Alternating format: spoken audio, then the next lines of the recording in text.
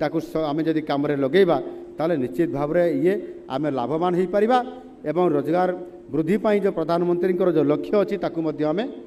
पूरण कर भाव में आम सरकार होउचंती लोकंक सरकार ओडिशा सरकार गोटे वर्ष आसी द्वितीय वर्ष में पदार्पण करिसंती एवं सफलतापूर्वक ये आम गोटे वर्ष आम बहुत उपलब्धि आज आम सरकार नहीं लोकंकर पाई एवं चाषी भाई मानकर पाई समस्तंकर पाई आम निरंतर भाव में काम करुछु वर्षक भितर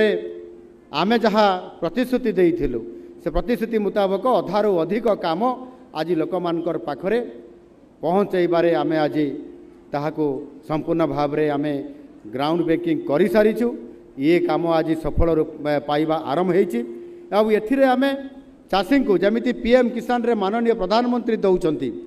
ठीक से ही भाव में आमे मध्य सीएम किसान नाम रे राज्य सरकार आम राज्यर 50 लाख रु अधिक चाषी को आमे 4000 टंका वर्ष को दौचु एवं आमे मध्य दुईटी किस्ती रे 2000 करिकरी 4000 टंका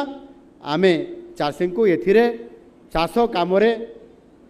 ठीक समय रे आमे दौचु यह जमिति लोकंकर चाष काम रे लागिबो।